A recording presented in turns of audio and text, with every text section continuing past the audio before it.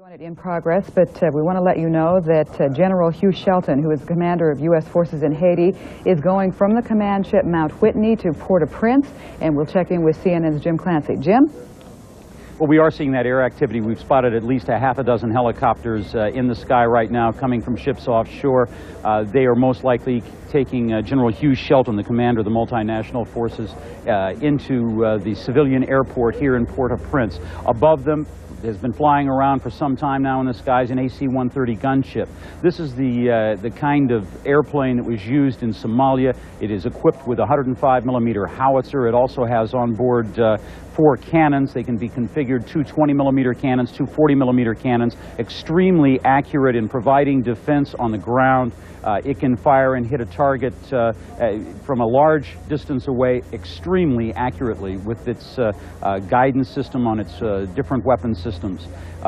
We expect that this meeting that's going to be coming up between General Raul Cedras, the head of the military commander-in-chief of Haiti's military, and General Shelton is going to touch on the topics of the beginning of the deployment of multinational forces here with U.S. forces from the 10th Mountain Division. At this time, we understand General Cedras is in his office at military headquarters. He is there. He's joined there at last that we heard by Ambassador William Swing, the U.S. ambassador here in Port-au-Prince. So this meeting coming about very soon. We're going to be tracking these helicopters as they come in. They're still a distance away from the civilian airport coming offshore. Jim, is there some extra folks who are going along for security for General Shelton? I'm sure that there are, and there are already some security people that are in place here doing some coordination with the U.S. ambassador and with the military rulers down at military headquarters here in Port-au-Prince. All of this aimed at making this go smoothly. Donna, the meetings here are crucial. They have to develop a relationship. They have to coordinate their activities. This morning already there have been helicopters flying over the city, broadcasting a message in the native language saying, multinational forces will soon be arriving in your area. Remain calm. This is not an invasion force, but they will work closely with the Haitian military. All right, Jim, thanks. We want to bring in General Perry Smith, retired from the U.S. Air Force. General Smith, what are we seeing right there? Can you identify the aircraft for us? Yeah, it looks like a couple of helicopters coming off the Whitney. A couple of Apache helicopters, attack helicopters, I'm sorry. So what we're seeing then, in addition to the AC-130, we're seeing some Apaches in the air, which means that there's force overhead. Now here comes a number of helicopters in. This is probably General Shelton and his entourage coming in now. This is Lieutenant General Hugh Shelton.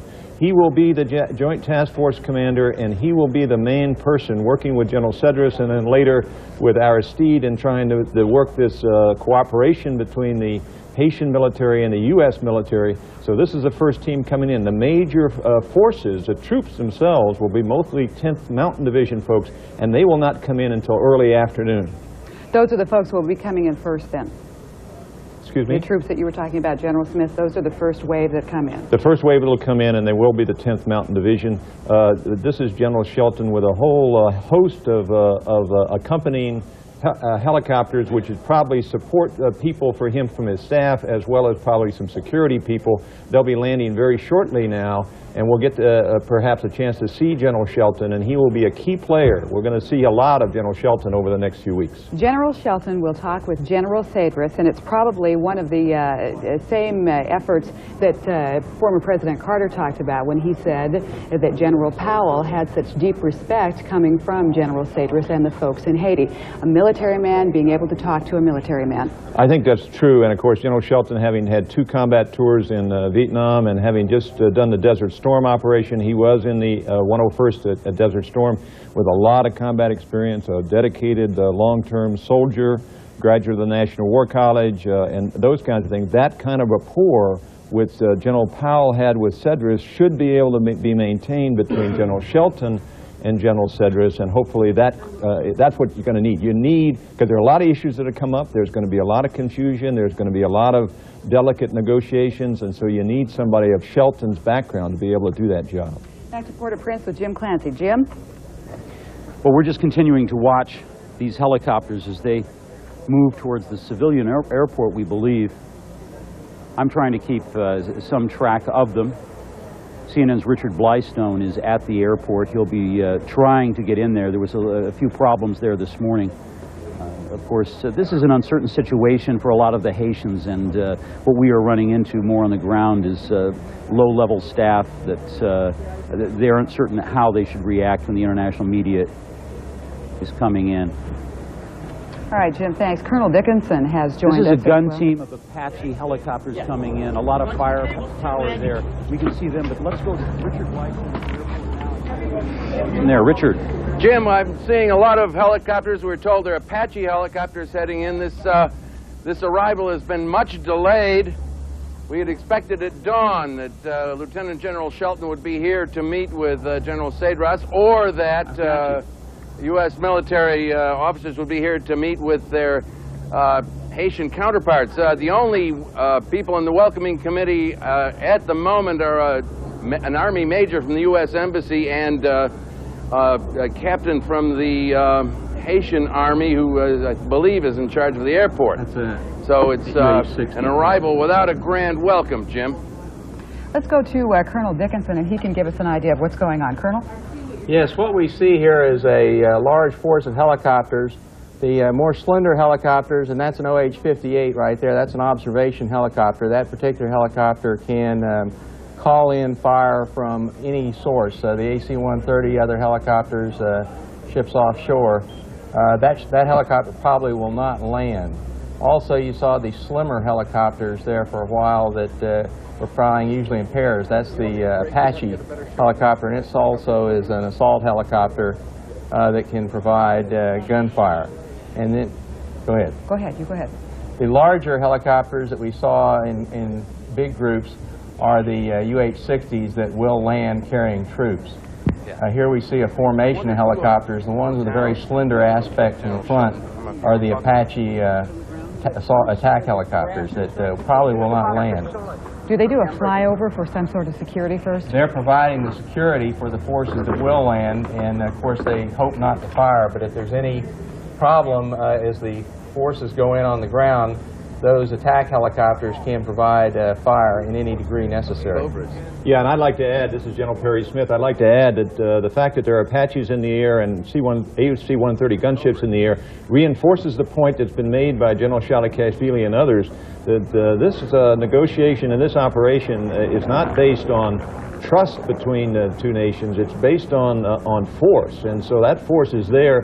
So if there's been any backsliding on the part of General Cedras over the night or in the morning, he can look up in the sky and see that there's lots of firepower there to back up General Shelton as he comes on the scene. Okay, now there's also apparently some Cobras, which is another type of attack helicopter in the air there. So there's a great deal of force, and you can bet there are more on the aircraft carriers offshore ready to go if they're needed. And that again points out the tremendous flexibility that those carrier-based Army forces provide to the commanders on the ground. Speaking of on the ground, Jim Clancy or Richard Blystone, what do you see on the ground? Do you see anybody there? Well, we can see the helicopters. I can see them approaching the airport. Maybe it'd be better to go to Richard Blystone. He is there on the scene. Richard? Yes, Jim, we've had about half a dozen Cobra gunships making a pass over the airport, making sure everything is secure. There's a light observation helicopter that just passed. Now you see the big ones coming in, and those will be the ones carrying General Shelton and others, we suppose. The only welcoming committee, as I said before, is an Army major from the U.S. Embassy here and a Haitian captain. So. Okay. Colonel Dickinson, what does this look like to you? Well, that's enough UH-60 helicopters to carry not only the general and his staff, but probably as much as a company of infantry with him to provide some immediate on-the-scene security. Now we see as they come in here, it looks like they're going to go ahead and land rather than let them drop out.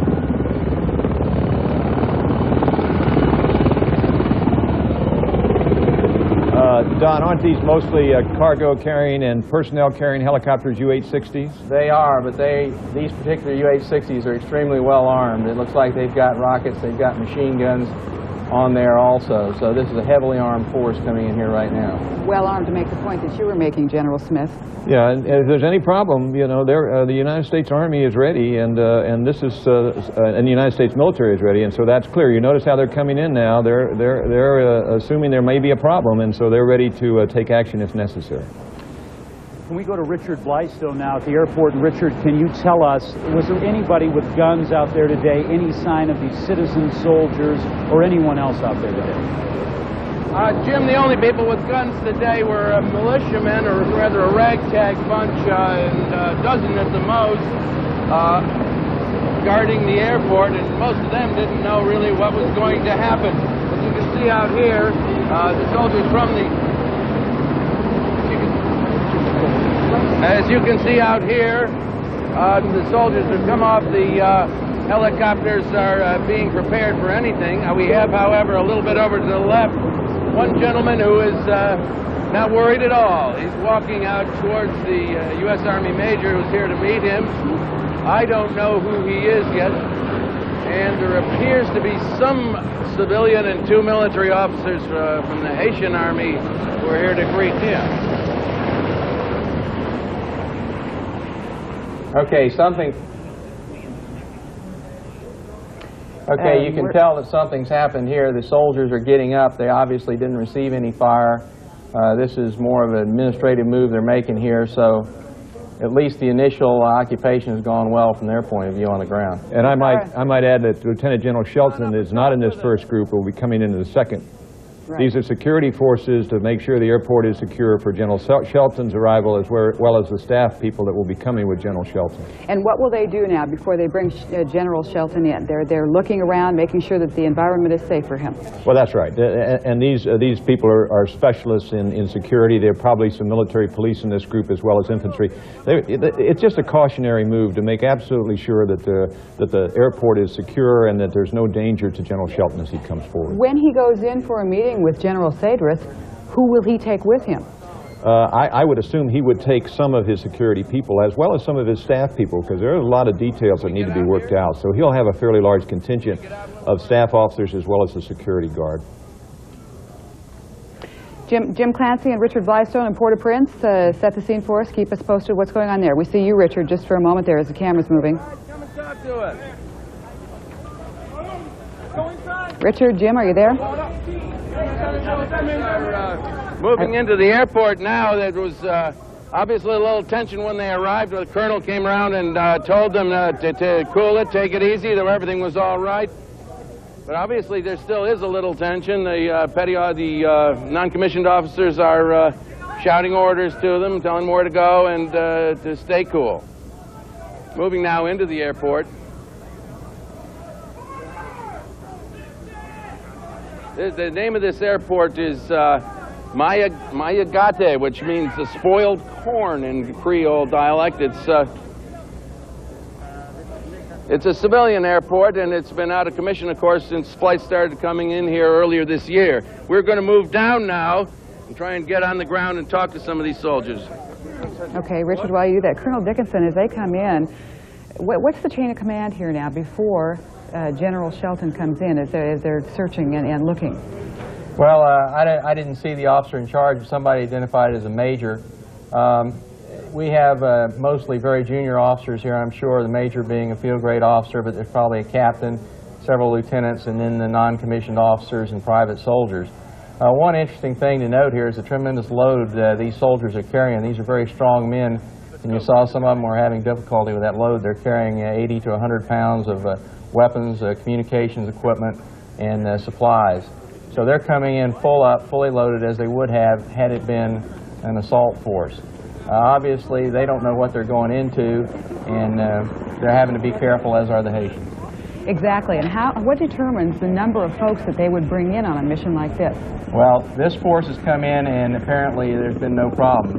They'll still bring in some more. If there's any problems, you will see a vast number of forces start to come in. The numbers that you see here look usual to you? Oh, well, this is about a company of soldiers. They can easily bring in a battalion or two at a time if necessary. So we're talking 5 times this number of forces could come in at a time. Your best speculation is the second wave coming here? That's probably the second wave coming in. This first wave had unloaded about 4 or 5 helicopters with 10 or 12 troops per helicopter, so we're talking about 50 or 60 troops. There'll be some more that'll come in, so we're talking about a platoon or 2 of security troops in that first wave. It looks now that we're having the second wave come in. That we'll have to see. General Shelton may well be in this second wave. Reservists a part of this? You know, the reservists were called up. Would they be in this wave, or would they come in later as the military police and the medical personnel that were talked about? I doubt if it'd be reservists on this first wave, but there will be reservists coming in. There's no question about that, to provide a military police role and a lot of other roles. Reservists will play a major role in this operation. General fly in a special helicopter, or would that be too marked? No, I would assume he'd come in a regular helicopter. Don, what do you say? Okay, well, we've got here a very different situation. We've got them landing singly. We've got people walking off. One man had a map under his arm. That's some staff officers, and perhaps General Shelton could be on that helicopter. Okay, Jim Clancy, back to you in Port-au-Prince, and can you give us a perspective on where our cameras are, what we're looking at? Jim, are you able to hear us? Jim Clancy in Port-au-Prince?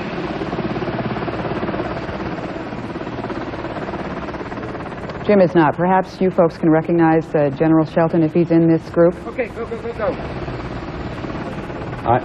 This is General Smith. I don't know General Shelton, so I know I him. have a picture of him. Oh, I know him. I just can't tell from the shot yet whether that's him.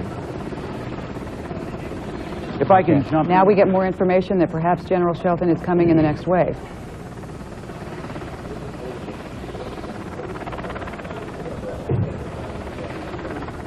Okay, we have obviously a more senior officer here. I can't identify him yet, who's come ashore. He's conferring with the people on the ground there. We'll see in just a little bit, I think, who it is.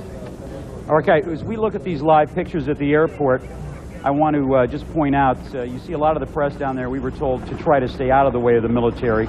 Our cameras are located on an upper level, on an observation deck, looking down. That's 3-star. That's General Shelton.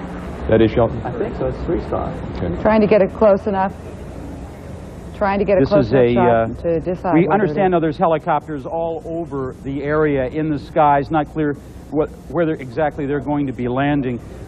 You should note that these troops that are coming in still armed with an assault option. That is, they were uncertain when they arrived here this morning, as you saw them get off those helicopters, to put their packs in front of them and take a combat position there on the tarmac. These troops are coming in assuming that they might come under fire. A very important thing to note here. There's a lot of apprehension about the greeting that they're going to get here. Now we see yet another wave of helicopters moving in towards Port-au-Prince. There's to be, I understand it, between 6,000 and 8,000 troops that are going to land today. That is the latest information that we have. We see some helicopters flying over here, obviously taking an observation role, checking for movement on the streets.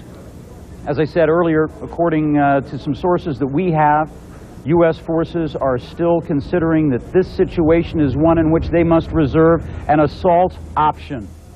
Okay, this is General Perry Smith. The ship we just looked at again was the Mount Whitney. That is where General Shelton is coming from, headed toward the beach. We're not sure that he's gotten to the airport or not.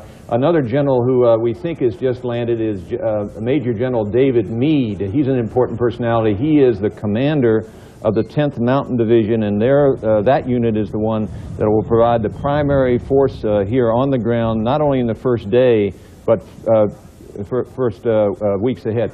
An important thing to point out here is the military is dealing, the U.S. military is dealing with really a third option. The first option, of course, was an aggressive attack. The other was a permissive option with General Cedras and General Biambi out of the game. The third option is a permissive operation, but with Cedras and Biambi being very much part of the process. And so they've shifted their gears a couple of times to get into this new mode of a permissive operation, dealing with Cedras at least initially in the first few days. And Jim Clancy was saying that 6,000 to 8,000 troops would come in today. My understanding, 14,000 to 15,000 will come in. I believe Defense Secretary Perry said probably in a week. Yes, that's the numbers we're talking about. What we're seeing here now is the first Haitian or military contact with the Haitians, and one of their primary goals is to keep things cool and to prevent any Haitian-to-Haitian violence in this critical time of transition here. So this is, we're seeing right now absolutely the most important part of this operation when the two sides first meet. You know, hours ago they were going to be shooting at each other, now they're trying to deal with each other. I hope your hearing is not Blackstone in Port-au-Prince. General Meade of the 10th Mountain Division, you've just got in here today. What are your impressions?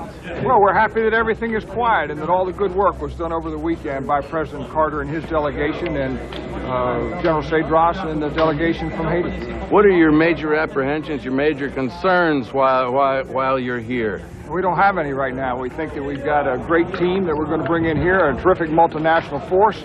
We're going to have 24 countries from around the world represented, and I don't have any worries. Well, you've got lawlessness here. You have people who hate other people. You're going to have a big job on your hands. Well, it is a big job, but we have some of that all over the world. So far, you've met General Romulus of the Haitian Army just now. What did he talk about? Well, we told him that we were glad that the progress had been made over the weekend, and we said how much we appreciated the fact that he'd come out here to greet General Shelton, who's our 18th Corps commander and the commander of this operation. Can you give us an idea what kind of resistance you have been briefed to expect? Have you seen anything of any kind yet today? Has any of our units, so no, and we just flew in. anything? We had a good view from the helicopter, and we were talking to the scout and attack helicopters and the lift helicopters. We haven't seen any resistance, and we haven't expected any. We've expected the spirit of cooperation that was described on the television by our president and is enunciated in the accord that was signed. Now, you've expected that. What are your impressions so far? You've only had a couple of minutes on the ground. That's what we've gotten. What did General Romulus say to you? He said he was very glad to be here this morning and eagerly awaiting talking with General Shelton. What are your plans right now, and when is General Shelton actually going to get here? In another 5 or 10 minutes, and I'm going to meet with Ambassador Swing.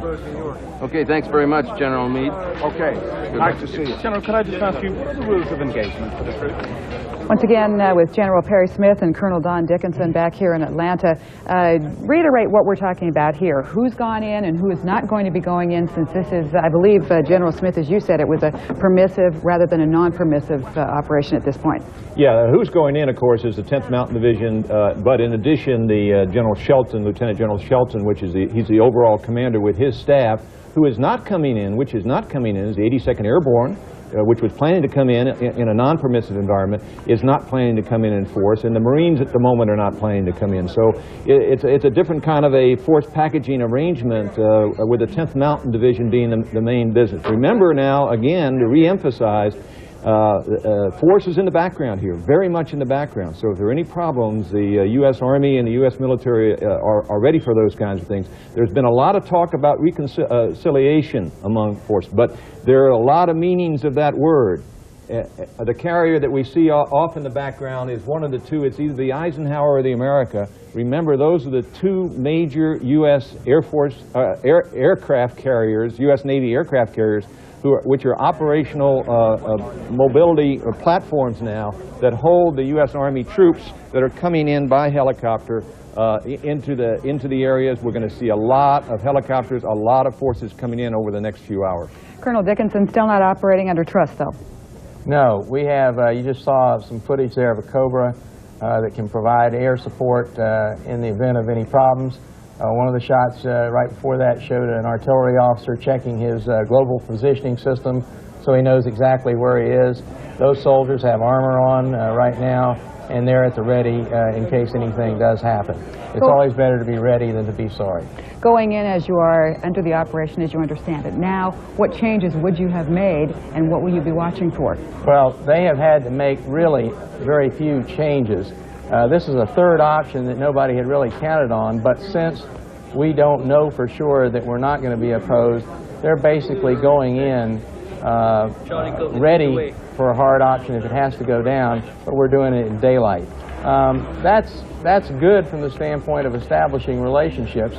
It does give up some of our advantage, but as you can see, you see already more U.S. forces in the area than you do Haitian forces, and that will only continue to build up as the day goes on with more and more U.S. and then the multinational forces coming ashore. I think we've really passed a critical stage here, that nothing untoward happened in the initial landings, and as more and more landings go on, people throughout Haiti will see that this is something that is absolutely inevitable, and I don't anticipate resistance initially. General Smith, you agree you've passed a critical point coming in here now? I think so, but in addition, by the end of the week now, there'll be 15,000 forces on the ground, not only U.S. forces, but international forces, as opposed to the entire military force of Haiti of only 7,000. So there'll be 2 soldiers international for every Haitian soldier. So that is a large contingent, that's overwhelming force. And remember, again, based at least on the first few weeks, not based on trust, but based on a background of force, and that's the name of the game. It may seem to many viewers to be a bit of an overkill, but we got to remember there's basic anarchy in much of the country. There's a thug element within the military and the paramilitary forces, and it's better to be careful and have this kind of power there than to get caught as we did in Somalia in a bad situation.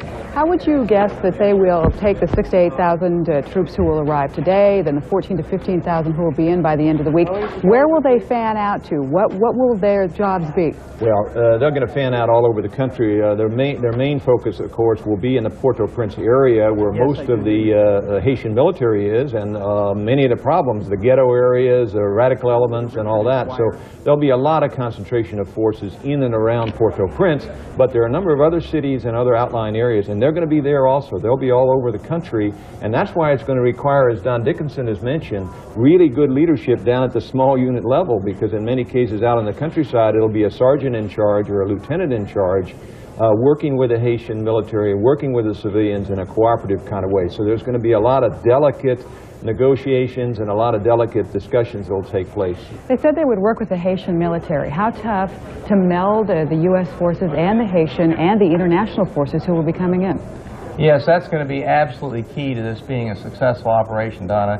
We are going to have the multinational troops from other Caribbean and allied nations in the area. We're going to have this interaction that General Smith mentioned at the very small unit level, the small leader, the lower level leader, and the individual soldiers. We're also going to have reservists from the United States coming in later. What you see going in right now are active duty soldiers, but the reservists will come in very shortly with water treatment, psychological affairs, medical capability, and that sort of thing. And again, when we occupy this country, one of the things a large number of people are going to be expecting is for the United States to provide food, water, medical care, and so forth, and we may not be able, in some cases, to live up to their expectations. Back to Richard Blystone in Port-au-Prince. Richard? Yes, hello. We've just, U.S. troops hit the ground here just a few minutes ago. They came out of a dozen helicopters, 10 helicopters, excuse me, about a dozen men each. That'll be about 120 Americans now on the ground here. We talked to the commander of the 10th Mountain Division, Lieutenant General David Meade. He said that anticipated no problems. Their welcome so far had been very good. Major General, excuse me. General Meade said that they'd had no resistance so far and they expected none. He said the welcome from the Haitian military was warm. The Haitians were represented by a colonel and a one-star general. They've moved off now into the airport itself, and we're expecting in some minutes the arrival of the commander-in-chief, Lieutenant General Hugh Shelton. The security having now been established, all is clear for General Shelton to come in. We would suppose, but we don't know, that General Ralph Cedras would be here to meet him. We don't know that yet, but so far, after militiamen outside this morning, when it was as quiet as a little village here, the militiamen were a little hostile, but everything so far has been one big welcome.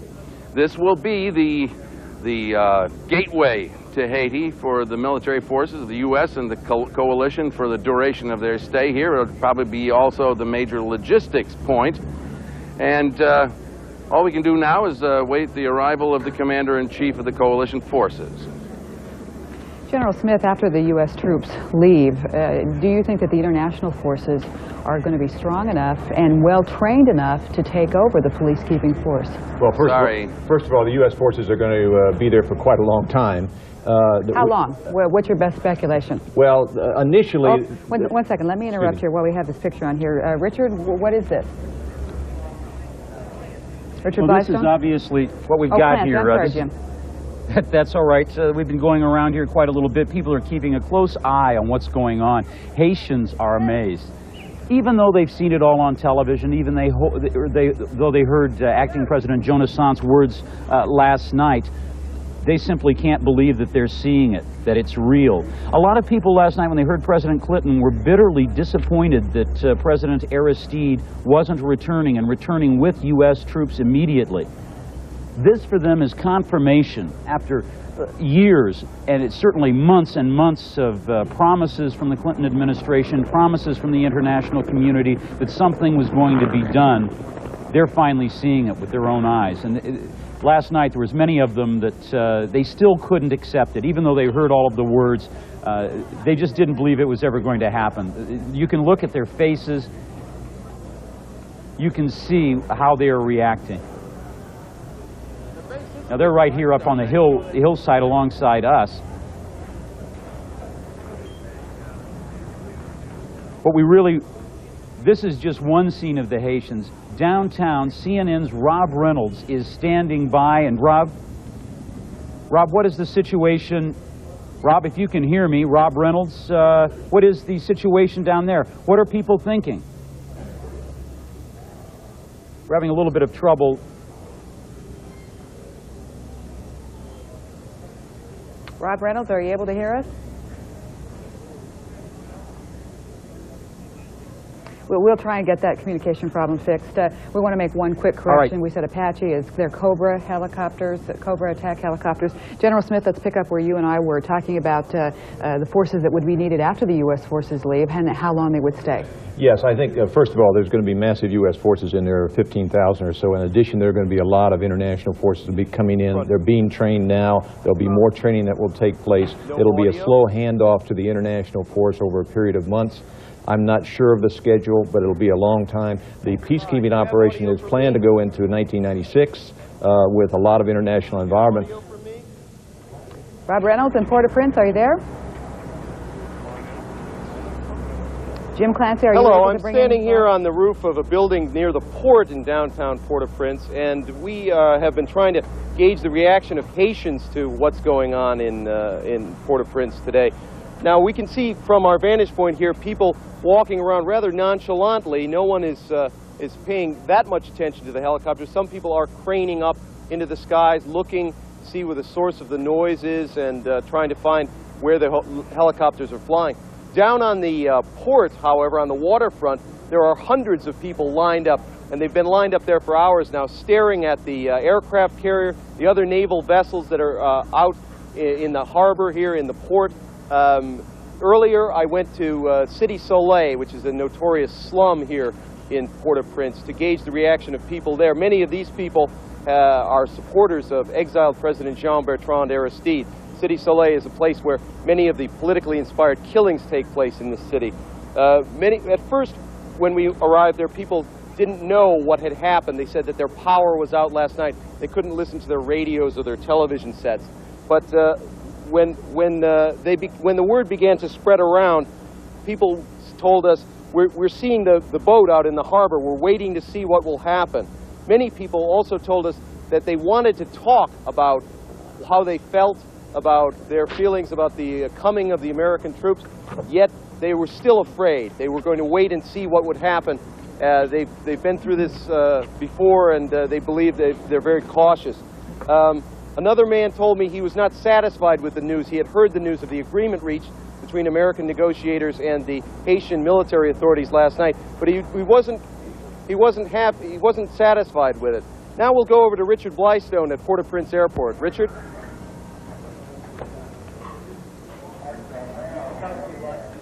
We're standing here in readiness with Sergeant Damon Arnett from New York, originally a Californian. Tell us what it's been like for you the last couple of days, especially yesterday. Yesterday, pretty hectic. We weren't really sure of the mission. We originally heard hostility, and then it'd been downgraded, and we weren't getting anything from higher as to what the actual mission was going to be. So, plus we've been on a boat for the last five days to a week. So, we are edgy and relieved to just get out here and get things going, friendly. Okay, when you all piled off those helicopters, you were taking up positions as though you were expecting to meet resistance. Did you really expect? Well, we really didn't know what to expect, but we train that way, and we train to defend. We train to secure the area, and that's just what we do. No matter what the situation was, whether this was training or actual, we would do it just like that. Yeah, what tells your emotions as you pulled in over the shore here and... Oh, geez. Emotions were running high, and when you don't know what to expect, you know, you just go with it. You go with it, how you've been trained, and go back to training again. And emotions play a part, but if you do your job, then you do it one way. Yeah, what did you see out the window, and what were your thoughts as you saw it? Well, going over the shoreline, we didn't see much but a sea that we're unfamiliar with. And then when we landed over here, I saw a bunch of press, which was good. I assumed if the press was here, then the enemy probably wasn't. Okay, that's Sergeant Damon Arnett, one of the about 120 U.S. soldiers now on the ground here. Thanks very much for being with us. Thank you. We'll have more for you later. Now back to you. All right, Richard, thanks. Colonel Dickinson, the sergeant said we weren't sure what the mission was going to be. You just saw a beautiful example of a fine non-commissioned officer where training has had a tremendous impact, and it's just a wonderful thing to contrast here. That young leader didn't know exactly what was going to happen. He didn't know if he was going to get off that helicopter and be welcomed or be shot at, but he did it exactly the way he had been trained to do it many, many times before. Now, if you contrast that, the Haitian Armed Forces have not trained extensively, so they have no training and experience to fall back on in a tense situation. That was just an excellent example of the payoff from training. Yeah, a couple of things I could add. This is General Perry Smith here. One is that I think we may have misidentified some helicopters as Apaches. Most of those gunships are Cobras rather than Apaches. The second thing is we're going to see forces coming on shore now in kind of a measured way, in the sense that there'll be forces coming on almost constantly now, all day long, in a measured way into Port-au-Prince and to other areas. It's not going to be a surge of 10,000 troops arriving, within a couple hours. It'll be measured over time because most of these folks are coming in by helicopters, so you have to do wave after wave of helicopters going back and forth to the ships, to shore, and back and forth. And we see another wave of helicopters coming in right now. And General Shelton now, we heard now, is coming in very soon, so this may well be his helicopter. Okay. We had some pictures earlier of some Haitian civilians. The civilians, though, may pose a problem if they do take off their military uniforms and go in civilian clothes, as one report said earlier this week. Well, that's true, but it's my understanding that Cedras is working with his military in trying to ensure that they, instead of doing that, will work cooperatively with the U.S. military and the Allied forces. So that's the big hope, is we won't see a lot of this throwing down of their uniforms and going into the jungle, but they in fact will become part of the process of peacekeeping and part of the process of reconciliation. Continue to watch this latest wave of helicopters coming in.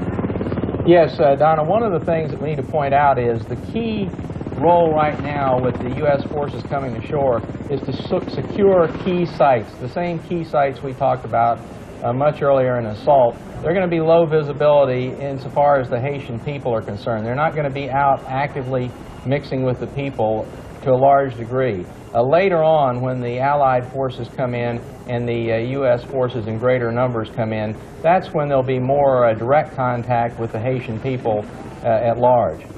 Now here we've got a landing of the UH-60 helicopters.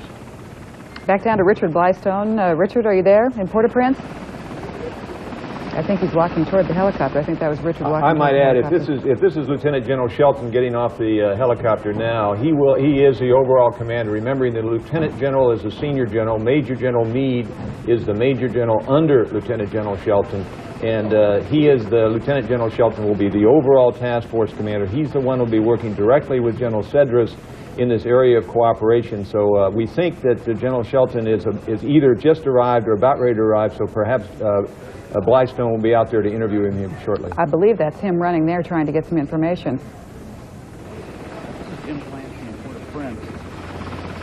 Our information is these appear to be staff helicopters. Does that sound right to you, That General sounds Smith? right. They've secured the area now, so there's no reason why the staff folks can't come in, and General Shelton will have a considerable amount of staff because he's got logistic issues to deal with, intelligence issues. One of the things we haven't talked about very much is about intelligence. There has been a lot of focus in the last 3 or 4 months on intelligence. There's a lot of electronic intelligence, there's a lot of human intelligence. The United States and the Allies have a pretty good feeling for this country, where the people are, where the major leaders are, where the problems areas are, who the problem people are. So the intelligence picture is quite robust, more so than we would have seen, say, in Somalia. Jim Clancy in Port-au-Prince. Well, as we're waiting for General Hugh Shelton, the commander of the Joint Task Force, to arrive here, we also see now helicopters circling the U.S. Embassy here in Port-au-Prince. We're very close to that location, and there has not been, although there was some gunfire overnight just chattering away in the background, some of it quite close to the U.S. Embassy, rather the ambassador's residence here. But we have these helicopters flying over. I know Dick Blystone was down on the tarmac, hoping to see at the civilian airport the arrival of the commander of the Joint Task Force. And of course, communicating with him down there is very difficult because once we get close enough to those helicopters to see exactly who's on board, you can't hear a thing. You can't be sure whether you're actually in communication with Atlanta or here in Port-au-Prince. But I imagine as soon as possible we're going to be seeing and hearing from Dick Blystone and what the situation is there. Very important meeting, of course, coming up. There's the U.S. Embassy that you're looking at right now, and here we are. Let's go, if we can. Dick Blystone, are you there? Yeah. This is General Shelton here. Lieutenant General Shelton with the beret, the red beret. Mm-hmm. You see the 3 stars on his collar. 3 stars on his collar. Again, I think you probably have a little bit of trouble hearing us as we get through this. We're going to have to get away from the helicopters perhaps a little bit further before we can really hear what the General has to say. Let's eavesdrop if we can. If we can bring up the microphones there, that must be a lot of fun for all of those cameramen and for the General.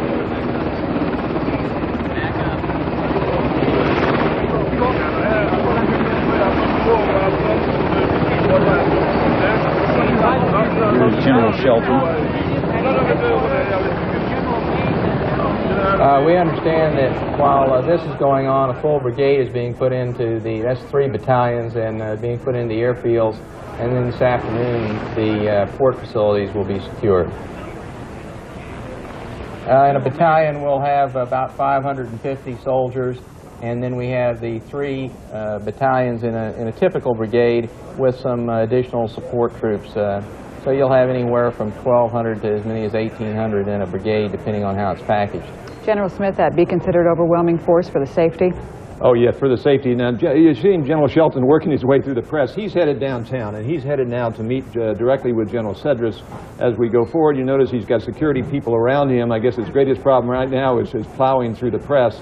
But that's where he's headed. He's a big, tall fellow, as you can see, with the red beret that we can see here, a big, strong jaw. That's Lieutenant General Hugh Shelton, commander of the Joint Task Force, and his peacetime command is the 18th Airborne Corps at Fort Bragg, North Carolina.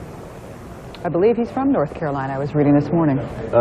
Yeah, I don't know about that. He's also the former commander of the 82nd Airborne Division. Just gave it up to General Steele. So, I mean, General Steele just took over from him. So he's well familiar with all these soldiers, and he's spent extensive time working scenarios like this in the past. Has 3 sons. One of the sons is in the Army, I believe. Let's go to Reed Collins in D.C. Reed? Donna, we're going to hand it off to Jamie McIntyre, CNN's military affairs correspondent who's at the Pentagon. Jamie? Well, as we're watching these pictures of General Shelton taking some strides across the tarmac in Haiti, we can tell you that so far this operation is unfolding exactly according to plan, although there have been a few wrinkles in it. Apparently, part of the delay this morning, we're told from sources, is that the United States was having a little trouble locating and getting in contact with General Cedras to set up that meeting, which was originally scheduled for 10 o'clock this morning. But apparently the timetable is getting back in order. We're told, sources say, that beginning after noon, We'll start seeing some of the troops from the 10th Mountain Division come ashore, as well as soon as the seaport is secured, we'll start to see some of the what's called the roll-on, roll-off supply ships come in, and we'll see some armored vehicles and that sort of thing being brought into Port-au-Prince. Very rapidly throughout the day, there'll be a buildup of troops. By the end of the day, there should be several thousand troops in Port-au-Prince and in some other parts of Haiti as well. There's still quite a bit of concern about the security situation in Haiti and exactly how this is all going to play out. Apparently the police chief, Colonel Francois, is still a bit of a question mark in all of this. Apparently he has told some of his people that he confides in that he didn't sign off on this deal, and that he's not, and so the reaction of the police force there is still an unknown question. That's why you're going to see the kind of thing we're seeing here, where the soldiers aren't taking any chances at all. They're acting as if they may face hostile fire at any time until they've secured an area. That's going to be the way it's going to play out throughout the day. Reed? All right, let's go back to Port-au-Prince now. Jim Clancy. Jim. Well, I was listening to Jamie there. I think it's important to note Colonel Francois is the commander of the police force here, and he directly serves underneath the commander-in-chief. That commander-in-chief is General Raul Cedras. He is right now in his military headquarters. He's been seen there by our CNN producer Jim Miller, who's down at the military headquarters. We also understand that a bit earlier, and I believe he is still there, is U.S. Ambassador William Swing. They're preparing, of course, for the meetings that are coming up. Jim, can you hear me? Yes, I can. Jim, the military had militarized the police force anyway, so it's all under one head now anyway, is it not? Well, yes, that is correct, and it's important to note that the way that it's working here is that these other people take orders, and it is only the commander-in-chief, Raul Cedras, that really has to resign his position under the law. He's automatically, the others are automatically replaced as a result of all of that. We're looking now at one of the Cobra gunships that is continuing to circle in the skies over the U.S. Embassy. They have flown around different areas of the city, disappearing behind some trees there. Now back to the runways where we see the lift helicopters there gearing down a bit, and U.S. forces setting up some telephone communications. We're going to be watching a lot of this. They have to set up a tremendous network here. They have to be able to communicate. We have yet to see where U.S. troops are going to begin to deploy. As is talking earlier, it appears that they are not going to mix into the population immediately. They'll wait for the arrival of other multinational forces. The people of Port-au-Prince watching in amazement at all of this, wondering what's coming next. Certainly, many of them did not believe this was going to happen today. They didn't believe, some of them didn't believe it was ever going to happen. Colonel Dickinson, communications equipment that we're seeing set up. What we're seeing is part of the extensive communications. Just a bit ago, we saw a very tiny dish pointed up in the sky. That points at a satellite. There's a much larger dish, relatively speaking, between the helicopters there pointing up, and that's to establish the extensive communications that are be necessary between Port-au-Prince and command sites farther away, or clear back to Washington if necessary, and also to the ships offshore. This communications is absolutely essential for these very complex joint operations, and it's one of the major accomplishments that has been made in the last 5 to 10 years of allowing the Army, Navy, Air Force, and Marine Corps to work effectively together. There we see, I think, an AC-130 gunship of the U.S. Air Force. That aircraft has tremendous firepower capability, but it can direct it at point targets. It can hit individual buildings, individual rooms, or individual vehicles if necessary. A number of things we need to say here. This is a big operation. There are a lot of targets that need to be secured. They're not interested right now in establishing humanitarian support. They're trying to secure first the major areas in and around Port-au-Prince. This afternoon, the ports will be secured, and this is an ongoing operation that will take place for a number of days. A couple of things about General Shelton. You notice that he was wearing a maroon beret. I'm going to turn back to Don and explain why that's true. General Shelton was wearing that maroon or red beret because he's an airborne soldier. All the soldiers of the 82nd Airborne Division wear that. It's traditional of airborne forces virtually around the world to wear the red beret. And of course, 18th Airborne Corps is the command unit over the 82nd Airborne Division. So all the airborne soldiers wear that beret proudly, and we can tell that General Shelton was feeling fairly secure by his own forces to come in wearing that beret rather than a helmet. Back to Richard Blystone in Port-au-Prince. Richard?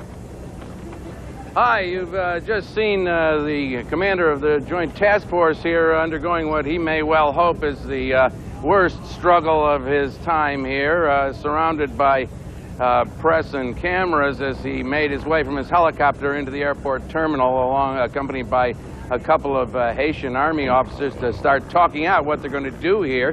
This will be changed overnight from what was a sleepy little terminal shut down by the embargo. This will be the main gateway for the task force, and later on today there will be hundreds, dozens at least, of planes coming in here, probably hundreds, carrying in the troops who will be trying to guide Haiti to security and democracy. General Shelton didn't have anything to say because he was being mobbed by the reporters, but some of the soldiers told us that they were very glad to see the reporters, having had a tense day yesterday listening to radios and watching television aboard the ships, and then coming in here and seeing a mob of cameras on the balcony. They had to know it was all right, Bobby. All right, Richard, thanks. Wolf Blitzer, our senior White House correspondent, we want to check in with him. Wolf? Donna, let me set the stage here at the White House because there are going to be some dramatic developments here in the course of today as well. Right now, President Clinton is hosting a meeting in the state dining room here in the White House, a meeting that also includes former President Jimmy Carter, Senator Sam Nunn, and the